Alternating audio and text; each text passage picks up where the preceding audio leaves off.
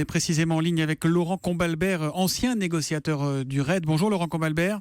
Bonjour. Alors évidemment, tout ce qu'on entend là, c'est stupéfiant, c'est choquant, tout ce qu'ont vu, tout ce qu'ont vécu ces habitants, ces riverains de l'endroit où se déroule cette opération.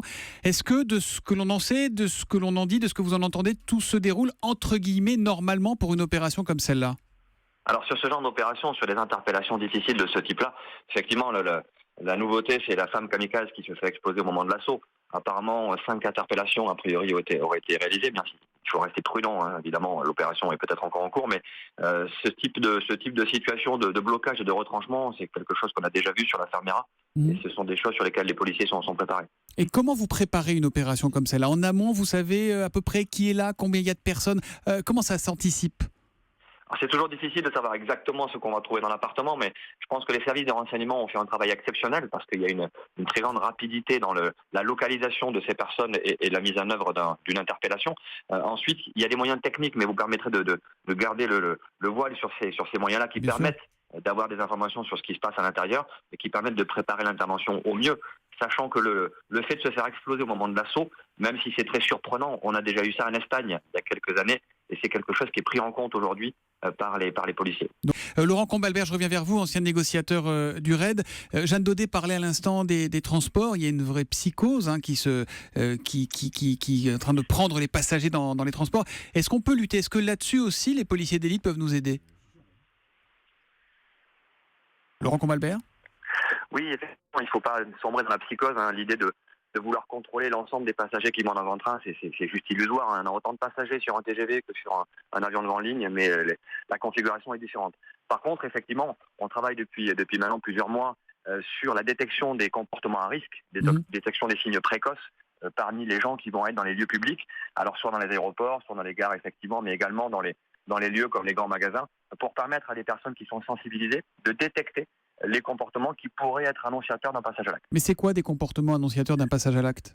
Alors, on se base sur les techniques de lecture comportementale. On s'est aperçu, on a un département au sein d'ADN Research qui travaille justement là-dessus, avec des psychologues et notamment des neurologues, sur le fait que certaines personnes qui, dès lors qu'elles vont faire un passage à l'acte agressif, vont avoir des fuites émotionnelles, vont avoir des signes qui vont permettre de détecter qu'elles sont en train de préparer quelque chose, soit dans un comportement général, soit dans les micro-expressions qu'on peut voir au niveau du visage.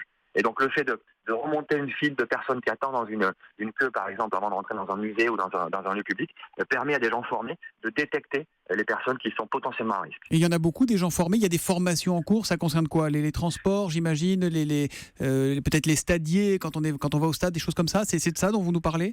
Oui, vous comprenez que là encore, je pense qu'il ne faut pas citer le nom des organisations qui sont formées, parce qu'il faut garder cet effet de surprise. Mais effectivement, depuis pas mal de temps, et puis évidemment depuis samedi, nous avons organisé de nombreuses sessions de sensibilisation pour les personnes qui sont au contact du public.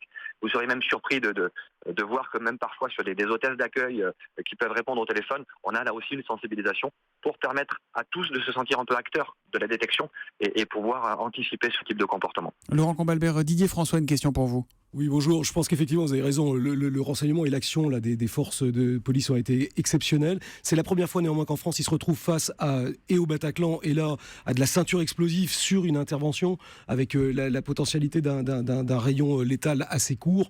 Je pense qu'il va y avoir là-dessus des retours d'expérience importants pour vos hommes.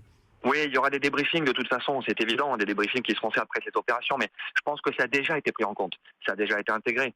Moi j'ai une pensée bien sûr pour les collègues du RAID qui ont été blessés ce matin, apparemment ce serait des blessures légères, mais il n'empêche que cette prise en compte, cette anticipation, elle a été primordiale, elle est importante, et aujourd'hui les forces de police sont capables de se préparer à affronter ce qu'on n'imaginait pas avoir en France, mais qui se produit, donc voilà, c'est un fait, c'est un état de fait. Il faut s'organiser, il faut se préparer, certes on peut avoir peur, mais la peur ne doit pas nous empêcher d'être efficaces et les forces de police sont clairement organisées maintenant pour faire face à ce type d'action. On sait maintenant qui nous avons en face, et donc les moyens d'opposition qui seront mis en face de ces gens-là seront à la hauteur. Voilà, on peut être inquiet, mais il faut aussi savoir qu'on a en face des forces de l'ordre et des spécialistes qui font tout pour que les choses se passent finalement le moins mal possible. Il ne faut pas céder à la psychose. C'est pas facile ces jours-ci, c'est vrai, mais il ne faut pas céder à la psychose. Merci Laurent Combalbert, ancien négociateur du RAID, d'avoir été en direct avec nous sur Europe 1.